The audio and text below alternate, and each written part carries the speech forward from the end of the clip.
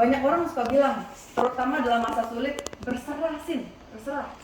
Dalam masa COVID, udah berserah aja. Nah, buat saya tuh sulit. Kenapa? Karena saya dari kecil, saya merasa ya, saya punya beban. Jadi waktu kecil orang tua saya tuh sering berantem dan sering banget mau cerai. Dan itu terucap ke anak. Terus, jadi saya merasa saya bertugas untuk mendamaikan. Jadi saya menjadi jembatan, udahlah Ma, maafin papa udahlah maafin mama. Terus begitu saya akhir kuliah, tiba-tiba keluarga bangkrut total dan benar-benar tidak punya penghasilan, langsung nol. Jadi saya langsung take action gitu. Oke, ini jadi tanggung jawab saya untuk menjadi tulang punggung keluarga. Langsung cari kerja. Jadi kalau teman-teman saya cari passionnya apa ya? Kalau saya cari yang duitnya paling banyak yang mana ya? Yang mana saya bisa lembur?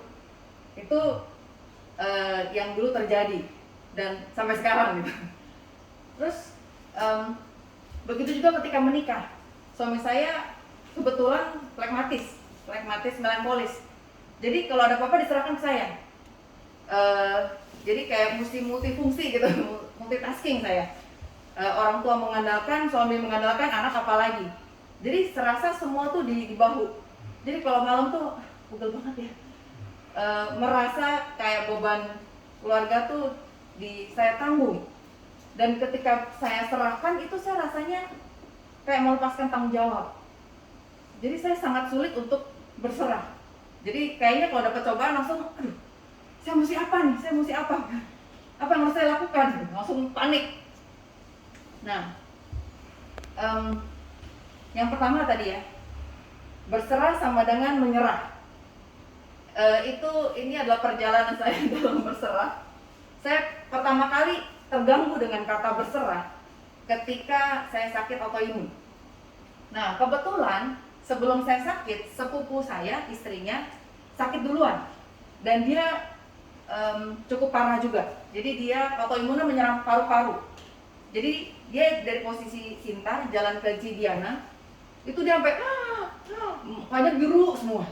Bener-bener sampai paru-parunya nggak tahu kenapa gitu. Itu berobat udah dari medis sampai ke Jepang. Di Jepang juga nggak ketahuan. Sampai ke saya nggak tahu orang pinter, tapi orang pinter yang Kristen gitu. Terus katanya, oh ini ada yang guna-guna karena papanya dulu direktur Pertamina. Terus suruh ke Bali lah, suruh ngebuang apa gitu. Jadi sampai titik di mana mereka berdua dokter ya, suami istri berdua dokter. Sampai titik dia dibilang udah menyerah. Ya udahlah. Dan sepupu saya itu ngomong ke saya, ya Sin, kita di titik berserah. Tidak ada lagi yang bisa kita lakukan. Berarti kan berserah itu sama dengan menyerah kan, menurut dia. Yang saya tangkap sih, oh berarti saya harus menyerah. Karena saya dalam posisi saya cari dokter, cari apa. Udah makan sehat, udah cari komunitasnya, tapi nggak sembuh-sembuh, nggak kunjung membaik. Kayak sia-sia gitu, kayak nabur ke laut. Terus saya ngerasa, oh apa saya mesti menyerah?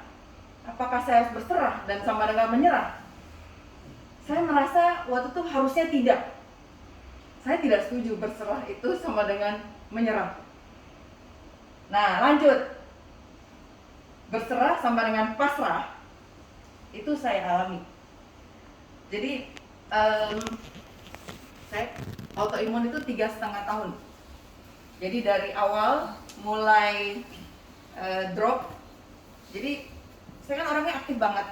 Waktu kerja karena perlu cari uang, karena perlu lembur. Kebetulan di Ernst & Young itu di EY itu memfasilitasi memang perlu lembur. Jadi setiap hari saya pulang jam 3 subuh, setiap hari. Dimana gaji saya 2 juta, saya bisa bawa pulang 7 juta sampai 10 juta. Itu cukup untuk bayar listrik, beli beras, buat kuliahin adik saya. Terus habis itu udah capek pindah ke Citibank, saya pulang jam 11, jam 12 malam. Setiap hari, 1 minggu juga sama. Jadi, dan waktu sebelum sakit tuh saya masuk ke Prudential bareng suami. Dan kita tetap pulang sampai jam 12. Ketemu nasabah jam 12 malam. Jadi aktivitas tinggi, terus tiba-tiba drop. Kenapa ya, kayak meriang? Ini kenapa nih meriang nih? Dan sampai di titik, saya lupa kayaknya dalam tahun kedua atau ketiga, itu saya nggak bisa bangun. Ke toilet pun saya harus dipapah. Jadi setiap gerak itu nangis karena kayak ditusuk-tusuk gitu, kayak akupuntur, ditusuk jarum gitu. Sakit banget. Di situ saya merasa pasrah. Nah, jadi ada dalam berserah itu saya memiliki perjalanan saya tuh ada tiga tahap, 3 fase. Yang pertama dalam hal pergumulan kesehatan fisik, yang kedua adalah dalam hal keuangan material, dan yang ketiga adalah dalam hal mental. Nah, waktu sakit tuh ya udah nggak bisa ngapa-ngapain tuh. Tuhan, saya berserah Tuhan, saya pasrah, benar-benar saya nggak bisa ngapa-ngapain Tuhan. Terus juga terjadi ketika ekonomi mulai ambruk. Jadi yang pertama fisiknya dulu, fisiknya dulu ambruk. Terus setelah 2 tahun nggak kerja, keluar duit mulu, ekonomi ambruk. Jadi benar-benar suami fokusnya nemenin saya, karena saya bisa tiba-tiba pingsan gitu, harus dilarin ke rumah sakit. Jadi dulu itu kalau dibilang puji Tuhan dulu karirnya bagus, saya bisa mencapai penghasilan per bulan tuh triple digit, sampai drop sampai ke single digit, dimana hutang saya waktu itu saya punya cicilan tiap bulan tuh 30 juta saya nggak bisa bayar. Bener-bener stres fisik, pikiran, dan itu bener-bener saya pasrah, saya nggak bisa bayar utang. Tuhan, saya nggak bisa bayar utang. Telepon dari bank tuh bener-bener saya takut. Namun saya punya satu hal bahwa saya hutang harus bayar. Jadi tetap cari cara gitu. Tapi ketika belum nggak bisa bayar, Tuhan, saya bayar hutang, habis itu saya nggak bisa beli beras. Pertolongan Tuhan tuh datang, tiba-tiba teman saya kirimin beras. Jadi saya merasa, aduh Tuhan tuh beneran ada ya. Saya kan pikir tidak, Tuhan itu ada ketika berdoa gitu. Saya waktu mengalami fase ini belum pernah merasakan Tuhan yang benar-benar datangin beras. Di situ perjalanan saya, wow, gila Tuhan. Ketika saya memutuskan Tuhan, hutang harus bayar. Tapi saya nggak mampu beli beras Tuhan, saya nggak tahu. Ada yang datang kirim beras gitu. Puji Tuhan. Saya nggak mampu bayar sekolah anak. Saya datangin sekolahnya, saya bilang saya nggak mampu bayar sekolah anak. Saya keluarin anak saya dulu, anak saya nggak sekolah dulu. Dan gak tahu kenapa sekolahnya ini yang punya muslim, pas sekolahnya ya. Terus dia bilang, gak apa-apa bu, gak usah bayar dulu. Bisa kayak gitu. Jadi 2 anak saya sekolah sempat saya nggak bayar. Duh, sorry, masih emosional kalau ingat itu. Jadi ketika saya pasrah, saya merasa benar-benar pertolongan Tuhan itu nyata lewat orang-orang di sekitar saya. Di sini saya mendapatkan satu ayat Matius 11 ayat 28. Saya izin, saya baca yang bahasa Inggrisnya, saya nggak keburu cari yang bahasa Indonesianya gitu. Come to me, all who labor and are heavy laden, and I will give you rest. Datanglah padaku, kamu yang letih lesu dan beban berat. Kalau terjemahan dari bahasa Inggris ini, datang kepadaku, kamu yang bekerja dan memiliki beban berat, dan saya akan memberikan kamu istirahat. Di sini saya baru merasa, Tuhan, ternyata saya tuh nggak kerja sendirian. Ternyata saya ngangkat beban ini nggak sendirian loh. Saya baru sadar gitu. So amat disita, ngerasa, wah saya nggak mampu nih angkat sebelumnya ya, angkat beban rumah tangga saya mampu nih. Ternyata saya nggak ngangkat sendirian. Nah, lanjut masuk ke fase berikutnya. Berserah sama dengan menunggu dan berdoa. Oke, jadi ini kejadiannya ketika benar-benar nggak tahu apa yang harus dilakukan, gimana harus bayar utang. Terus tiba-tiba ada suara. Saya mendengar suara. Jadi sampai dengan itu datang suara itu, saya menunggu. Tuhan, saya benar nggak tahu Tuhan.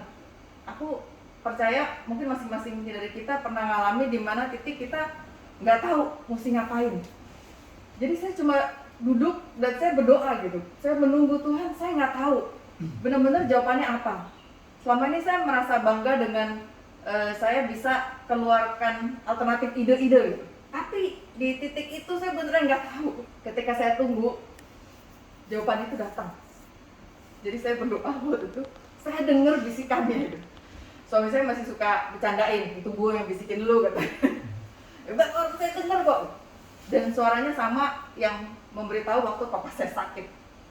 Sinta, kamu harus kembali bekerja. Jadi saya dulu bekerja, terus habis itu di Prudensial saya merasa itu bisnis, saya bukan kerja. Terus habis itu saya sakit 3,5 tahun, saya nggak kerja karena tiduran bed rest full. Nah, jadi Tuhan gimana cara bekerja? Ini saya ke toilet aja sih dibantuin orang gitu, terus saya mesti kerja gimana? Nah, cuma ya jawaban itu ya bekerja. Mulai saya cari-cari, saya perbaikin CV saya, kirim. Sebuah, terus habis itu dapat panggilan. Mantan bos saya yang dulu saya tinggalin. Terus, Sinta, kamu kalau mau bersih-bersih mau nggak? Mau, apa aja mau. Mau digaji sama dengan dulu, mau. Pokoknya apapun deh, saya lakukan. Dan ternyata kerjaannya lumayan. Jadi dari yang 3,5 tahun tiduran doang, itu saya latihan jalan, saya sampai latihan jalan ngos-ngosan, jalan istirahat dulu, besoknya jalan berapa meter lagi. Itu untuk bekerja saya mesti melatih diri. Dan ternyata saya kan rumah di Tangerang, kerjanya di Kuningan, di Mega Kuningan. Jam 8 saya mau on time. Karena saya merasa Tuhan, ini saya udah dapat kesempatan, saya nggak mau sia-siakan, ini pekerjaan dari Tuhan benar-benar. Saya udah nggak tahu mau ngapain. Jadi saya berangkat jam 6 supaya saya tidak terlambat. Terus ternyata bos saya lumayan killer. Hari pertama saya pulang jam 11 malam. Dan hampir setiap malam lembur terus. Di situ saya ngerasa capek banget fisik dan psikis. Karena sebelumnya nggak pernah mikirin perusahaan, mikirin kantor, udah nggak pernah gitu. Cuma mikirin minum obat doang, nonton, ngeliatin anak. Jadi harus fokus. Di situ saya juga bergumul lagi, Tuhan ini gimana? Dan saya menunggu dan berdoa. Jawabannya ada di Mazmur 46 ayat 10. Be still and know that I am God. Tenanglah dan ketahui bahwa aku Tuhan. Saya melihat bahwa Tuhan dalam kepanikan saya tuh ngerasa kayak angin ribut gitu. Waktu ingat cerita waktu Yesus sama murid-muridnya di kapal gitu ya, waktu angin ribut gitu. Saya merasa dunia saya tuh lagi angin ribut gitu, lagi badai gitu. Dan tenanglah, aku Tuhan. Oh iya ya, ampun Tuhan. Saya sadar bahwa saya tidak bekerja untuk bos saya yang killer itu. Saya bekerja untuk Tuhan saya. Dan dia pasti peduli untuk kesehatan saya. Dia pasti peduli untuk anak-anak saya. Dari situ saya menemukan ketenangan. Ini 2 sebelum terakhir. Berserah sama dengan lakukan dan percaya. Terkadang yang ketika dalam fase ini yang saya lakukan, oke Tuhan, saya mesti lakukan sesuatu. Tapi apa ya? Saya mulai melakukan apa yang saya bisa. Ini mungkin refer dari cerita waktu saya mencari pekerjaan. Saya waktu itu pas lagi mencari pekerjaan itu saya bingung gitu. Saya mau lakukan, Tuhan, saya mau lakukan apapun. Saya puji Tuhan dapat satu firman tentang Nabi Elisa yang ada janda yang suaminya meninggal, terus jandanya datang ke Nabi Elisa. Yang gimana ini anak saya tuh mau dijual untuk bayar hutang. Terus Nabi Elisa tanya, apa yang ada pada kamu? Nah di situ saya juga seperti merasa Tuhan tanya saya, Sinta, apa yang ada pada kamu? Terus saya mikir, apa ya Tuhan? Saat ini apa Tuhan? Saya nggak punya harta, nggak punya apa-apa. Saya ngerasa fisik saya juga nggak bisa membantu saya. Tapi saya merasa, saya punya relasi. Terus sebabnya saya teleponin teman-teman saya. Saya punya skill dulu gitu. Saya bisa skill ngaudit. Jadi saya mulai mencari pekerjaan yang sesuai. Terus saya punya apa lagi ya? Oh, saya punya experience di banking. Saya mulai cari ke bank lagi. Saya masuk ke bank lagi. Dan saya merasa lebih aktif. Saya merasa saya melakukan sebisa saya, dan sisanya serahin ke Tuhan. Ya udah Tuhan, nanti hasilnya gimana kek, gajinya berapa gitu, itu bagian Tuhan ya, bukan bagian Sinta. Namun, saya sampai ke fase terakhir ini. Saat ini ya, saya nggak tahu nanti ke depannya fase-fase berikutnya apa ya. Fase berikutnya berserah itu sama dengan taat. Jadi pergumulan saat ini adalah tentang masih tentang kesehatan dan masih tentang keuangan. Mungkin lebih nyaman tapi masih bergumul.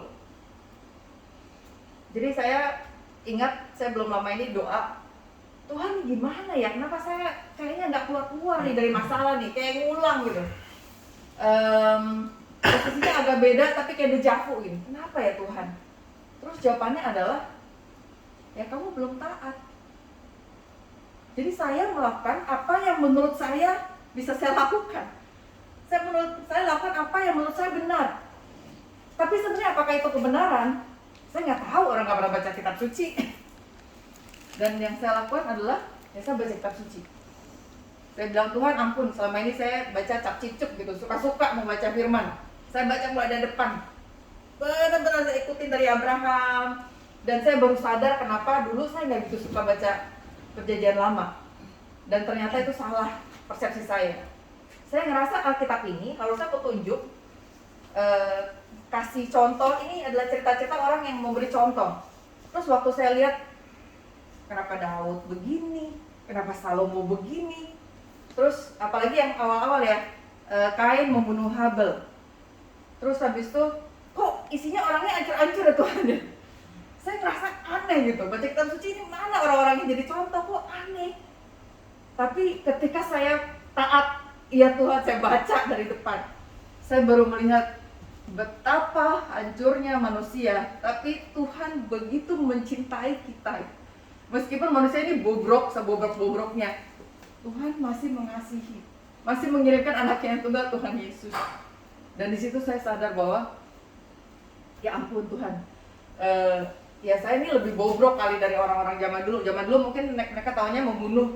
Kalau zaman sekarang dosanya lebih berbohong, dosanya lebih marah, lebih ringan-ringan gitu. Tapi sebenarnya itu sama-sama dosa.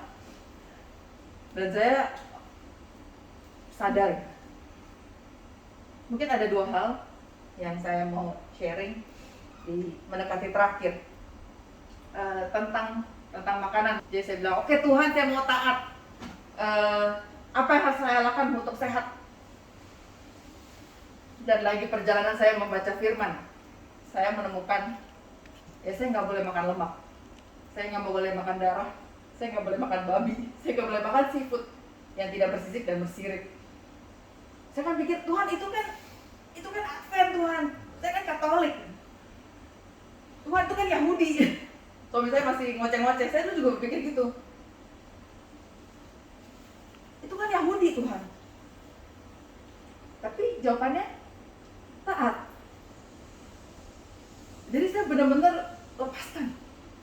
Saya suka banget samcan, suka banget babi. Sampai setiap hari saya pasti makan babi. Dan itu benar-benar saya lepaskan. Kayak orang lepas rokok gitu ya. Waduh, itu kayak sakau gitu. Yang saat ini masih berjuang adalah untuk melepaskan gula.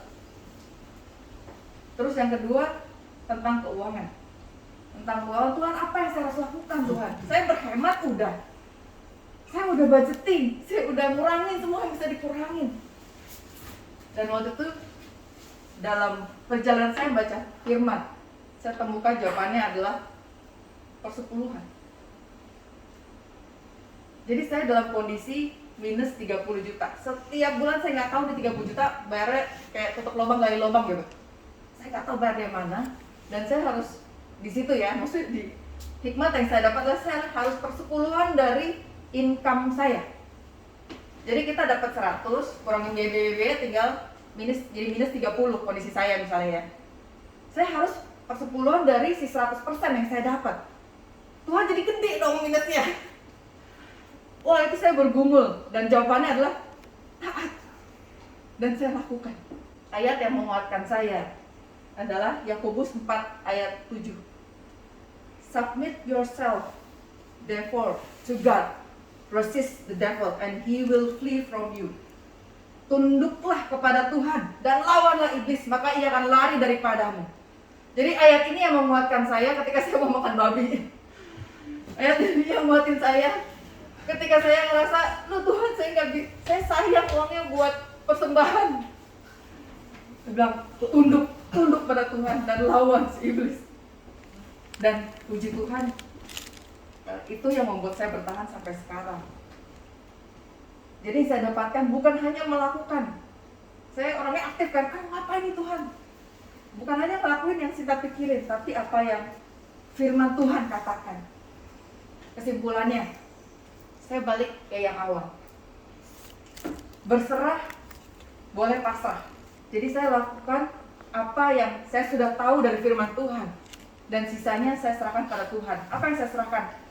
Tiba-tiba keuangan saya mulai positif. Dari minus 30, minus untuk perpuluhan lagi, jadi positif.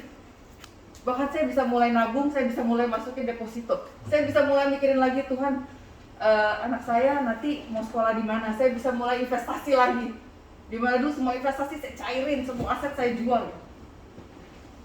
Dan saya merasa kesehatan saya lebih baik. Saya udah puji Tuhan banget. Dulu tuh kayaknya betar-betar tipes, betar-betar apa gitu. Ya masih sakit COVID gitu. Saya COVID 2 kali. Tapi selain itu puji Tuhan, Tuhan jaga. Sambil saya juga jaga makan bersama-sama. Ayat yang sangat mengubahkan saya adalah Matius 11 ayat 29. Ini ayat yang saya akan bagian terakhir. Matius 11 ayat 29. Take my yoke upon you and learn from me, for I am gentle and lowly in heart, and you will find rest for your souls. Ambil aku yang kupasang. Saya merasa sebelum ini saya menanggung salib. Tuhan, salibnya beban berat banget tuh.